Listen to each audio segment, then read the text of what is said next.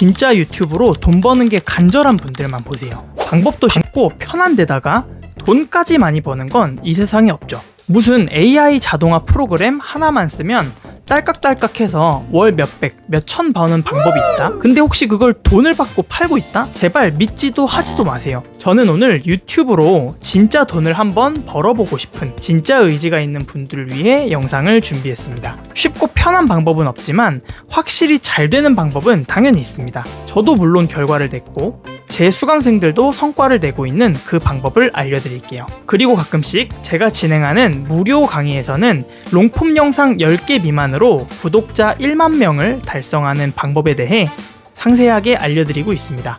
다만 너무 쉽고 편한 한 번에 인생 역전을 하는 큰 돈을 벌 환상을 가지고 오실 거라면 오지 말아주세요.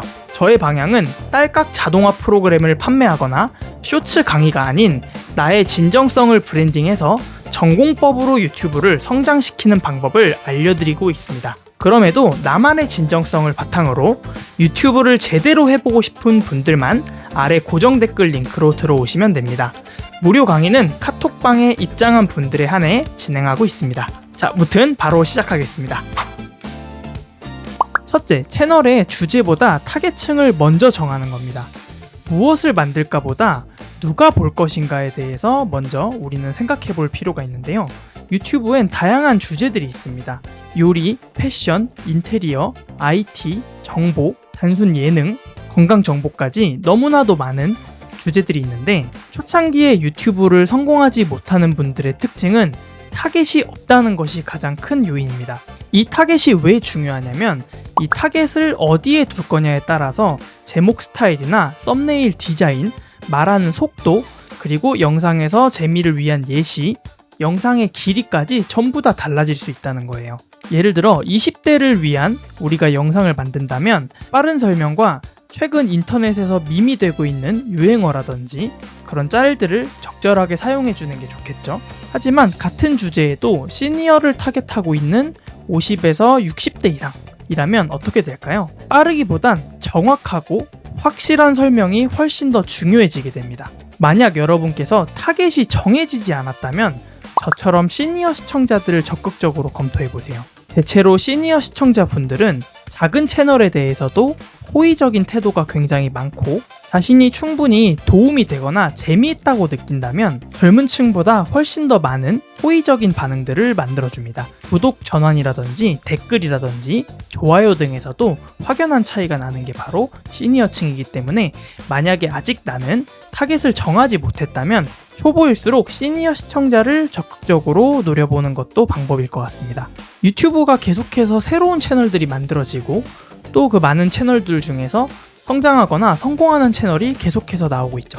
주제가 새로워진 것도 아닙니다. 유튜브에서 우리가 알아야 되는 포인트 한 가지는 유튜브 시청자들은 나에게 맞는 설명 방식을 찾고 구독한다는 거예요. 그래서 내 채널만의 말의 속도, 단어 선택, 표현력, 전문 용어 유무 이런 것들을 어떻게 하느냐에 따라서 채널의 색깔이나 정체성이 달라질 수 있고요. 두 번째의 경우는 예시와 설명의 깊이가 달라질 수 있다는 건데 스마트폰에 있는 다양한 기능을 배우고 싶은 시니어들과 IT에 대해서 관심이 많은 20, 30대를 다루는 채널은 완전하게 결이 달라진다는 거죠. 그래서 예시와 설명의 내용이 어디까지 다루어지느냐에 따라서 채널의 분위기가 달라지고 그 분위기는 즉 시청자 타겟이 정해진다는 의미입니다. 그래서 대체로 시청자 타겟이 불분명해 보이는 채널일수록 채널의 성장이 더디게 나타나는 경향이 있죠. 이 시청자의 층이란 건 분절적으로 나눠지는 건 아니지만 우리가 참고하는 잘 되는 채널들을 보면서 댓글이나 말투, 채널의 분위기 등을 통해서 우리가 파악을 할 수 있습니다. 이런 것들을 참고해서 어떤 타겟의 시청자들에게 접근할지를 정확하게 정해야 합니다.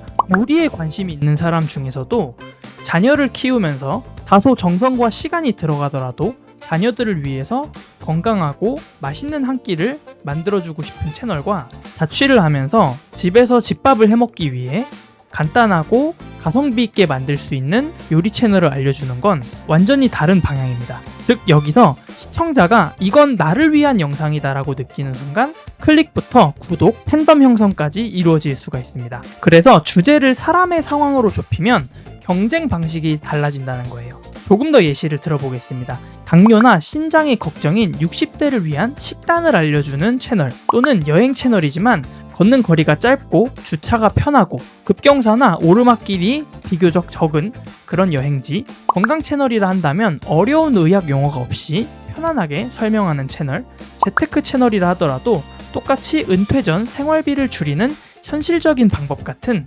뾰족하고 구체적인 타겟팅을 하면 좋습니다. 그래서 핵심은 넓은 의미에서 주제가 아니라 한 사람이 처한 상황에 대해서 출발하는 게 좋죠. 물론 여기서 이러한 의문이 드실 겁니다. 타겟을 넓게 잡는 게 어쩌면 낚싯대 하나로 물고기를 잡는 것보다 투망으로 잡는 게 더 확률이 높은 것처럼 느껴지겠죠. 그러나 알고리즘 시스템에 대해서 우리가 조금 더 확실하게 이해를 해볼 필요가 있습니다. 최근 알고리즘은 점점 더 정교해지고 있기 때문에 뾰족한 주제 안에서의 관심사를 갖고 있는 사람들에게 내가 만든 영상의 의도를 유튜브 알고리즘이 정확히 이해합니다. 그래서 같은 요리 채널이라도 이게 20, 30대 직장인들을 위한 채널인지 또는 건강식단이 필요한 50대, 60대 이상을 위한 채널인지를 유튜브 알고리즘이 인식하고 있다는 겁니다. 그래서 다소 여기저기 찔러보는 그런 채널보다는 하나의 정체성을 가지고 한 사람이 처한 상황에서 출발하는 유튜브를 하는 것이 유튜브 알고리즘 상에도 더 유리하기 때문에 오히려 더 빠른 성장을 도모할 수 있는 거죠. 그래서 채널을 만들기 전에 반드시 적어야 할 3가지 질문에 대해서 알려드릴게요. 첫 번째, 시청자는 지금 어떤 상황에 놓여 있는가입니다. 두 번째는 무엇을 어려워하거나 두려워하고 있는가 이고요.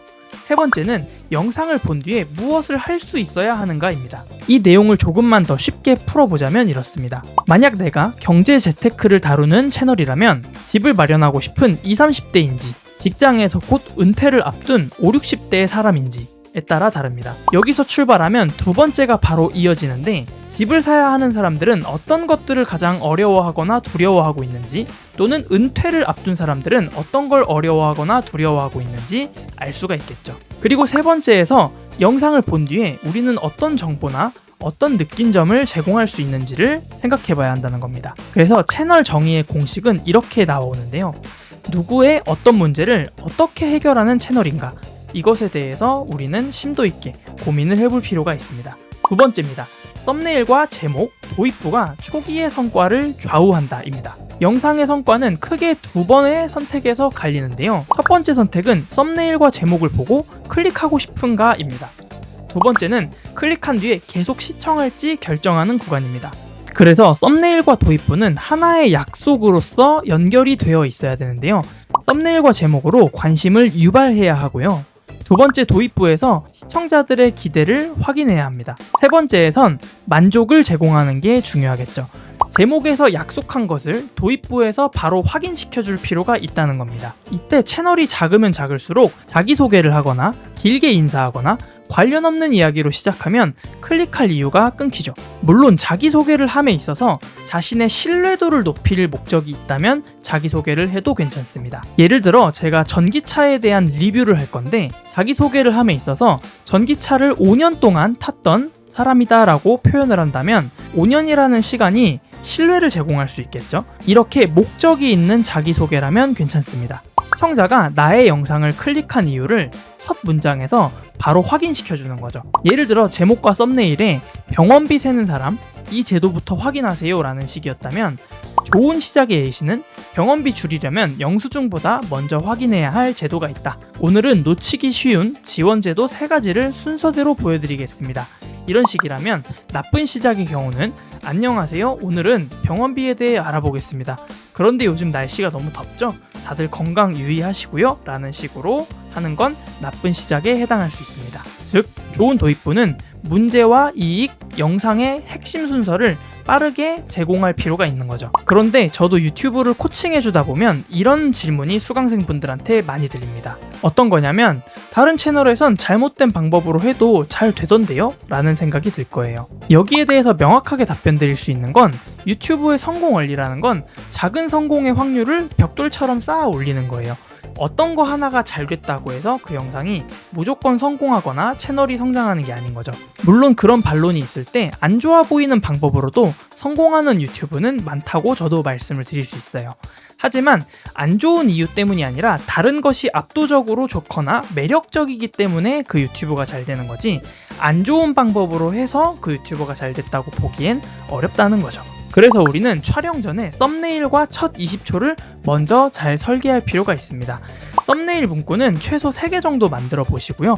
당연히 썸네일 이미지도 3개 정도 만들어 보세요. 그리고 나의 썸네일 이미지와 제목, 도입부 부분에서 나는 어떤 감정을 건드리고 있는지를 한번 계속해서 비교해보고 계속해서 개발하는 거예요. 첫 20초 안에는 최소 2가지 정도가 들어가면 좋은데요. 하나는 문제를 언급함으로써 공감대를 얻는 거고요.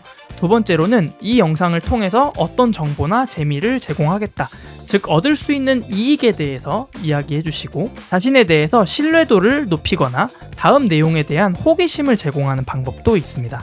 영상의 본론 자체를 90점에서 100점으로 만드는 것보다 50점짜리 썸네일과 도입부를 90점 정도로 올리는 게 초기 성과를 더 크게 높이는데 도움이 됩니다. 즉 우리는 사람의 문제, 즉 욕구에서 출발해야 한다는 것을 인지하고 있어야 되는데요. 그리고 유튜브 영상은 썸네일 제목, 도입부에서 선택받는다는 걸 잊지 않으시면 좋겠습니다. 제가 수강생분들에게 자주 이야기하는 건데요. 유튜브를 시작하시는 분들이 영상을 만들다 보면 마치 영화를 만들어야 한다고 생각을 합니다.